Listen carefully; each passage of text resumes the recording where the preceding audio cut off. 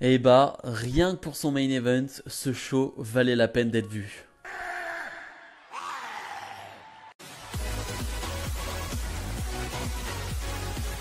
Et bonjour à tous, on se retrouve aujourd'hui pour les résultats de SmackDown du 3 septembre 2021. Le show qui débute avec une promo des Usos qui va s'enchaîner avec une promo des Street Profits. Je vais pas trop parler des promos parce qu'il n'y a pas grand chose à en dire. Les deux équipes vont s'affronter et c'est un peu une nouvelle stipulation du moment, on va dire, du côté de la WWE.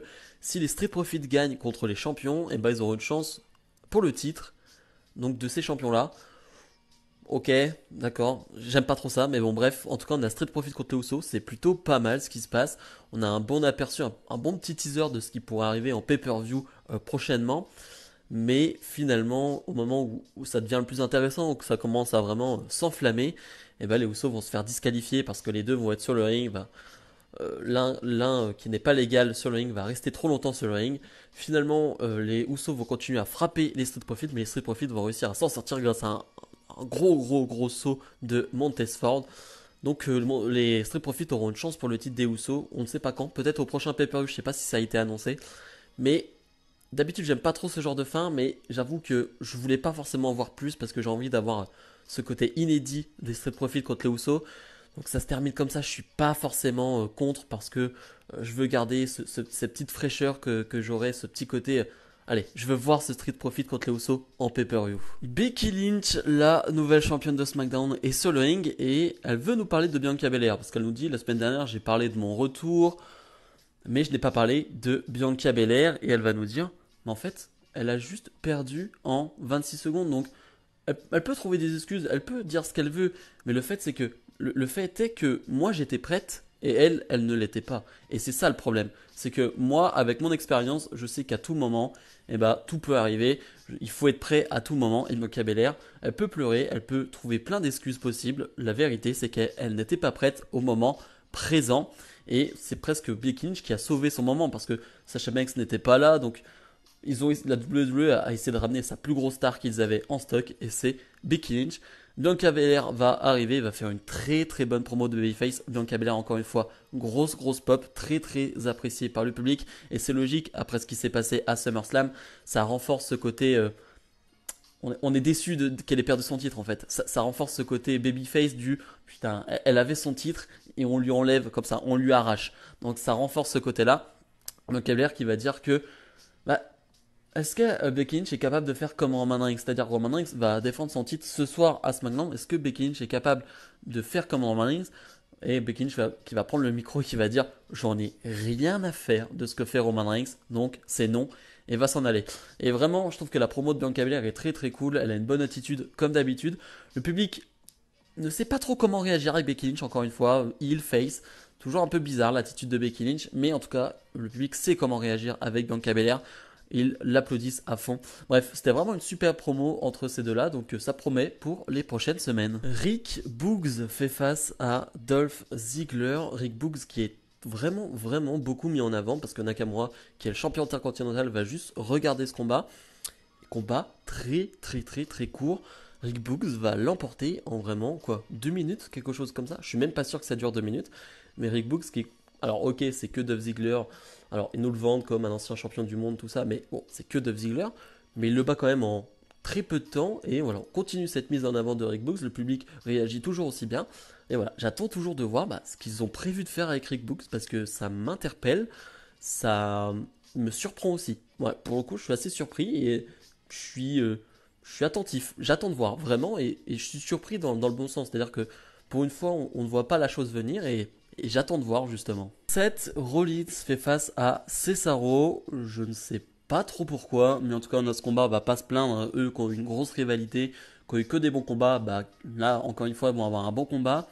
Un Seth Rollins qui fait encore beaucoup de références à Edge, qui pendant le combat va faire des prises de Edge qui finalement, alors que le combat là aussi commençait à s'intensifier, à devenir encore meilleur, bah, va se faire disqualifier parce qu'il va attaquer Cesaro avec une chaise et va faire comme Edge, c'est-à-dire il va prendre les barreaux de la chaise et va porter une sorte de crossface sur Cesaro à la manière de Edge qu'il l'a déjà fait il y a quelques semaines, plusieurs fois. Et finalement, au moment où Rollins allait porter un coup de chaise sur la nuque de Cesaro, et bah Edge va arriver, va dire voilà, il faut finir là-dessus. Grosse pop pour Edge hein, quand sa musique retentit. Donc voilà, il va sauver Cesaro et Edge qui en interview dira après je te challenge pour un match la semaine prochaine, Seth Rollins pour un rematch. Voilà, Edge contre Rollins numéro 2 la semaine prochaine au Madison Square Garden. Je rappelle que le show au Madison Square Garden est un SmackDown et ils le vendent clairement comme un pay-per-view, vraiment un mini pay-per-view bien évidemment, mais voilà, pour eux c'est quelque chose d'important le Madison Square Garden et ils font pas n'importe quoi avec cette carte là, donc ça j'aime bien. Le le Edge contre Rollins 2 à voir. Je suis pas chaud pour le moment, à voir ce qu'ils vont en faire. J'attends de voir là aussi. Kevin Owens show avec pour invité Happy Corbin. Oui, ce n'est plus Baron Corbin, c'est Happy Corbin. Depuis qu'il a gagné au casino, il est de nouveau riche et il est de nouveau happy, de nouveau content. Et Happy Corbin qui nous dit bah j'ai un invité, moi aussi, c'est Logan Paul. Bon, j'adore les réactions du public quand ils comprennent que ça va être Logan Paul qui est invité, ça commence déjà à huer. Puis quand Logan Paul arrive, ça hue dans tous les sens. J'avoue que je n'aime pas non plus Logan Paul, mais ça me fait beaucoup rire de le voir ici. Je trouve pas ça forcément toujours très intéressant, mais j'aime bien son attitude. C'est-à-dire que il joue le jeu, même sur les réseaux sociaux, il sait qu'il est hué, mais il joue le jeu. Voilà, il vient quand même et il fait vraiment le heal. Et là, il va vraiment bien faire le heal, je trouve, dans ce show, dans ce moment-là, en vraiment provoquant Kevin Owens, en lui donnant de l'argent en mode non, c'est peut-être toi qui as besoin d'argent, Kevin Owens, pour te changer, vu la manière dont tu t'habilles.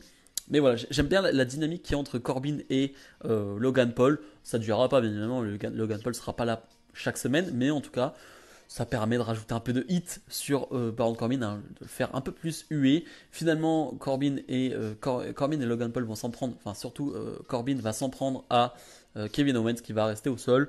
Bon, peut-être encore on continue cette feud entre Corbin et Kevin Owens qui s'arrête, reprend, s'arrête, reprend, ça ne fait que ça, mais j'avoue que le segment-là m'a plutôt plu. Dominic Mysterio fait face à nouveau à Sami Zayn. Il l'avait déjà affronté la semaine dernière et encore une fois, le match va être court. Et mésentente, enfin pas une mésentente, mais disons que Dominic Mysterio qui, après avoir fait une prise, va être content, va lever les pouces en l'air en montrant à son père en mode t'as vu ce que j'ai fait, c'est cool. Et bah il va se faire surprendre et va perdre ce combat. Donc toujours des mauvaises interactions, des mauvais moments entre Dominic Mysterio et Rey Mysterio. Encore une fois, je ne pense pas que ça va se finir sur une guerre entre les deux là. Je pense que c'est juste un petit mauvais moment à passer. Puis j'avoue que je suis content de voir Sami Zayn gagner un tout petit peu des combats. Peut-être le voir dans la course au titre intercontinental de Nakamura, ça pourrait être très intéressant. Le main event, Roman Reigns défend son titre Universal face à Finn Balor. Mais Finn Balor va se faire attaquer lors de son entrée par les Usos. Les Usos qui allaient en terminer avec leur finish, mais finalement les Street Profits vont venir aider Balor.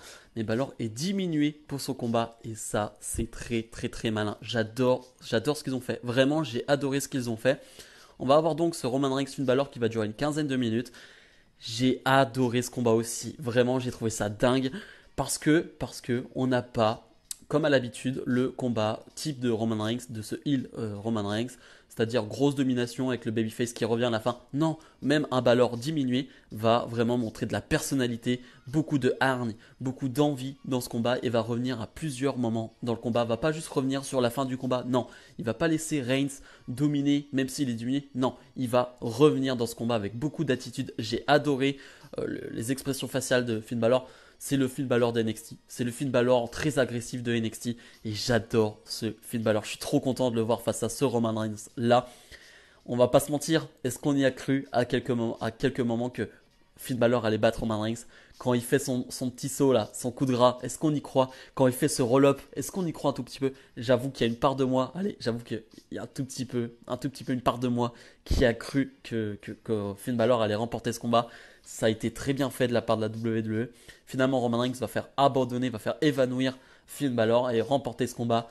Mais je trouve que c'est bien fait. Je trouve que c'est très bien fait. Ça permet à Finn Balor de ne pas ressortir diminué de ce combat dans le sens où il a perdu mais il s'est fait attaquer par les Usos avant le combat et il était à 2 doigts de gagner. Donc j'ai adoré la manière dont ça a été fait. Finn Balor aura encore peut-être une chance pour le titre plus tard, je ne sais pas. Mais en tout cas, Finn Balor reste fort si on peut dire. Et vraiment, c'était un super main event. Bilan de ce SmackDown, c'était plutôt correct. Alors ça nous annonce surtout des gros matchs pour la semaine prochaine avec le retour de Brock Lesnar. On nous l'a annoncé pour le Madison Square, pour le show au Madison Square Garden. On a Brock Lesnar qui est de retour, on a Edge contre Rollins. Ouais, ça annonce vraiment du lourd, mais voilà, le show était correct. On a un super main event. Je trouve que rien que ça vaut le coup. Allez voir ce match, vraiment, allez le voir. On n'a pas de match féminin. Ça, je trouve ça dommage. On a eu des interactions entre les filles, donc les superstars féminines. On a eu Liv Morgan, Carmella en backstage, on a eu du Tony Storm, mais pas de combat sur le ring. Ça, je trouve ça dommage. Mais voilà, show assez correct. Bref, comme d'habitude, n'hésitez pas à mettre le petit pouce bleu et à vous abonner. Nous, on se retrouve dès mardi pour la review de Raw. Salut, salut!